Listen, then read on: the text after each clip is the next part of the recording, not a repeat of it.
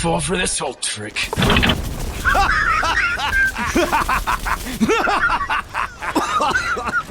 You're dumb as a box of rocks.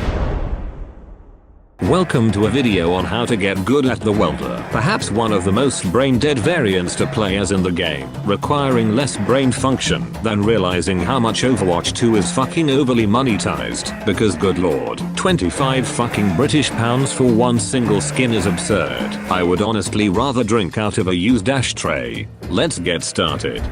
The welder is a variant of the engineer class, who comes loaded with hot stuff all over, from his weapon, to his ass, and even to the shit he finds online. His primary weapon of choice is of a molten rock dispenser that shoots out molten rocks of fiery fuckery that can essentially fuck with an enemy's mood and make them more sour than a fucking lemon. The weapon fires at 90 rounds per minute and has a massive 12 ammo per clip before needing to take a lengthy 2.5 second reload. Each shot fired can deal 25 damage for a direct hit and 10 for the splash in a very generous radius. The weapon has no form of damage drop-off present, though the projectiles do travel rather slowly and arc at long distances, so you will have to somewhat take this into account when engaging at longer distances. The welder has two unique advantages over the stock variant that makes him rather flexible in a lot of situations. Firstly, because welder is a huge piece of shit and wants to ruin everyone's day, he is a fire variant, so fire damage comes with every time you hit an enemy, dealing 4 damage every 3/4 of a second for the next 3.75 seconds. This essentially allows you to constantly damage enemies without having to put in much fucking effort at all.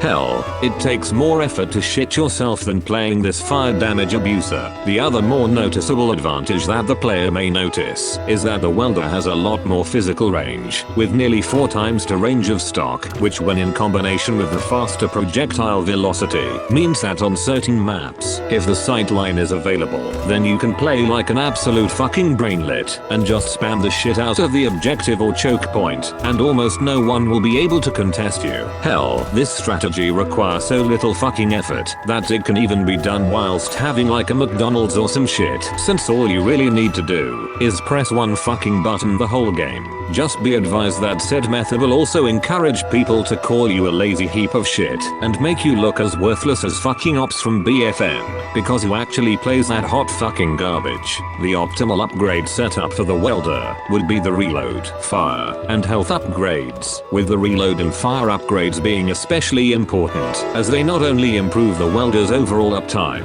it allows him to abuse his fire damage even harder so you can cheese more fights, and the health upgrade, since it helps the issue with his relatively larger hitbox size, and that it synergizes well with the Bolt Blaster's armor. In terms of strengths, the welder offers easily abusable fire damage, a massive ammo pool, splash radius, and all within a style of play that almost any player can handle. This much longer projectile range also allows him to more prominently spam down certain objectives and choke points with little to no effort required. However, the welder does sacrifice a significant amount of direct hit damage for the fire damage over time, so his overall damage output will be noticeably lower. This will be especially apparent if against someone with any source of healing, since that will instantly remove the fire effect and essentially make you a significantly worse version of stock. Thanks to this guide, you will now be able to abuse the ever-living shit out of fire damage and know what it's potentially like to be a paleontologist main. Be sure to come back for the next episode next week. Thanks for watching, and don't forget to subscribe for more shit like this. Have fun.